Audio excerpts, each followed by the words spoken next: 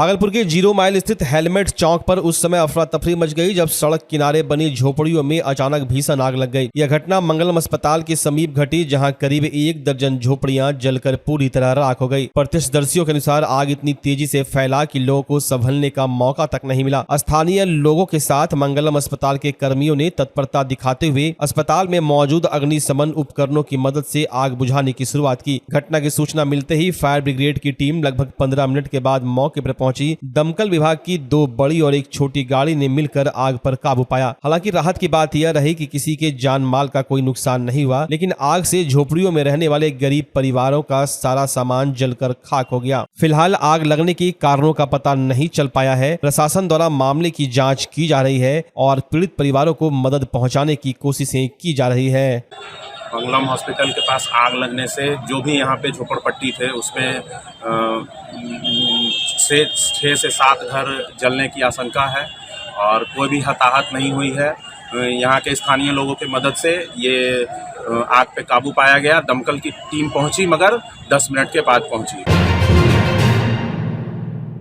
भागलपुर के Sandis compound में शनिवार की दोपहर 2 गुटों में जमकर हाथापाई हो गई। माहौल अभी गर्म ही था कि एक लड़के ने मंदार डिफेंस एकेडमी के गद्दे पर अपना प्रैक्टिस करना शुरू कर दिया। इतना देखते ही मंदार डिफेंस एकेडमी के कुछ लोग आक्रोशित हो गए और नौगछिया मकनपुर की रहने वाले सूरज की जमकर पिटाई कर दी। घायल सूरज ने बताया कि मुझे कुछ समझ में आता उससे पहले मंदार डिफेंस एकेडमी के 20 लोगों ने मुझे घेर लिया और हाथ जंप करने वाले लोहे के रॉड लात घूसे से मुझे पीटना शुरू कर दिया। मेरी इन लोगों ने बुरी तरह पिटाई कर दी। मेरे पैर, हाथ, पीठ, कंधे में जोरदार चोट लगी है। मैंने जब देखा कि ये सभी लोग मिलकर मुझे मारना शुरू कर दिए तो मैं किसी तरह अपनी जान बचाकर सैंडिस कंपाउंड मैदान से भागा, तब मेरी जान बच पाई। सैंडिस कंपाउंड में 12:30 बजे रनिंग करने आए थे। मंदार डिफेंस एकेडमी भागलपुर में जो सैंडिस कंपाउंड में चलाता है, गद्दाप आए थे। गद्दाप जंप करने तो उसका जो गद्दाप लड़का था बोला जंप नहीं करने देंगे, तो वही में वो बोला कि मंदार को बुलाया, तो मंदार आया, चेतन आया,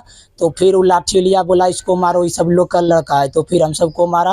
तो भागते भागते हम जान बचाए हैं। यदि नहीं भागते तो मेरा जान जोखिम में चला गया था। ये चेतन के? चेतन उसका ट्रेनर है मंदार का, और मुनाफा भी चेतन और ट्रेनर है, मंदार डायरेक्टर है।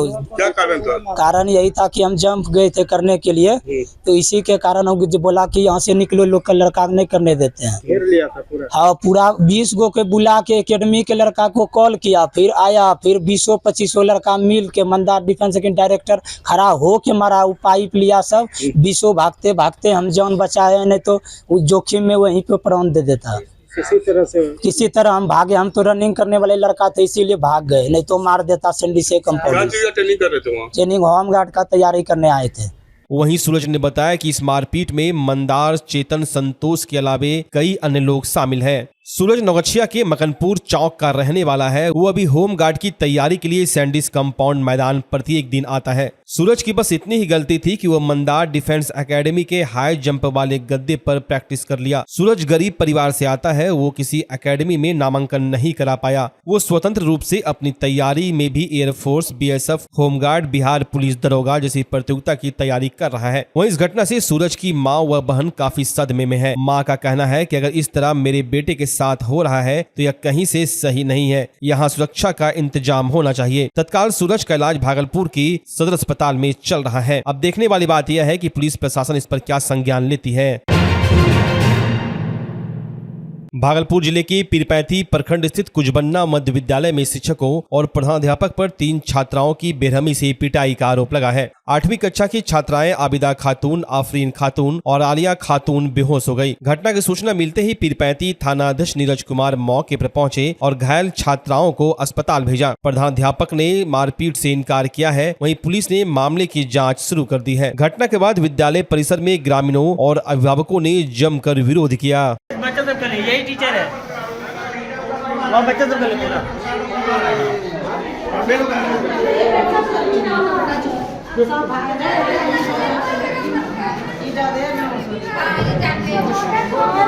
तीर लड़ाई से दीवार में लड़े, तब फिर दीवार में लड़े।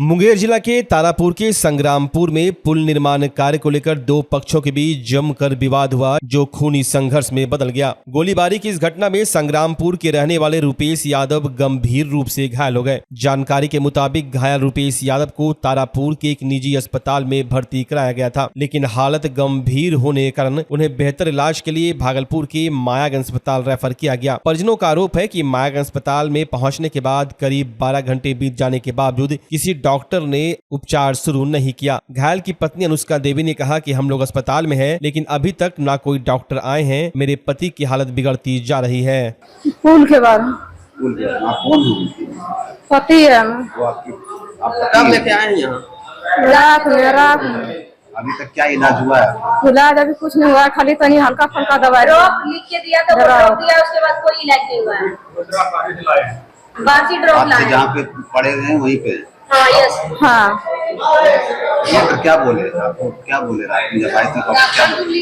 दवाई नहीं डाला, खाली मलहम दिया है बस, और कुछ। मामला ये सब सरकारी योजना आया था पुल के कारण से करीब 6 महीने से ये सब कार्रवाई हो रहा है। बार बार वो लोग गोली बारूद चला रहे हैं और आज के डेट में हम यहाँ पे लेके आए एडमिट कराने, तो यहाँ पे कोई भी डॉक्टर सब लापरवाही कर दिया गया है। लोग गोली बारूद चला रहे हैं, क्या नाम है?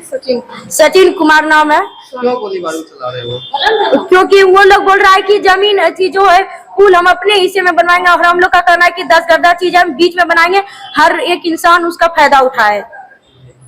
यही इसी कारण गोलीबारी कर रही है। इस कारण से वो लोग बोल रहा है कि हम नहीं बीच में बनाने देंगे, हम साइड में बनवाएंगे, हम अपने हिस्से में। सरकार की योजना है, इस पर तो वो लोग अपना बना रहा है, वो बोल रहा है सरकारी ने मेरा अपना फंड है। तो आप लोग थाना को सूचित किया? थाना को सूचित किया, ना थाना सुन रहा है, ना कोर्ट, ना कचहरी। कौन थाना है? संग्रामपुर थाना, मुंगेर डिस्ट्रिक्ट।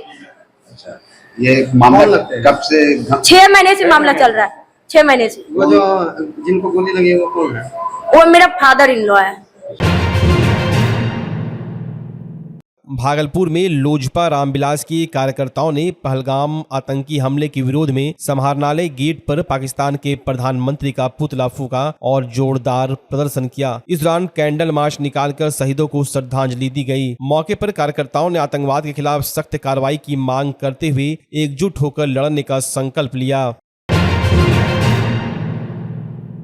भागलपुर के सुल्तानगंज थाना क्षेत्र के तिलकपुर में नदी में डूबने से एक व्यक्ति की दर्दनाक मौत हो गई। घटना कल देर शाम की है। नंदकिशोर यादव अपने भैंस को नहलाने के लिए तिलकपुर गांव के पास नदी पर गए थे। इसी दौरान अचानक वे नदी के गहरे पानी में डूब गए। परिजनों ने देर रात तक उनकी तलाश की, लेकिन कोई सफलता नहीं मिली। आज सुबह जब कुछ ग्रामीण अपने पशुओं को लेकर नदी किनारे पहुंचे तो उन्हें नंदकिशोर यादव का शव पानी में तैरता हुआ दिखा। सूचना मिलते ही परिजन और स्थानीय थाना की पुलिस मौके पर पहुंची। पुलिस ने शव को कब्जे में लेकर पोस्टमार्टम के लिए भेज दिया। वहीं इस दर्दनाक घटना के बाद गांव में मातम का माहौल है। परिजनों का रो रो कर बुरा हाल है।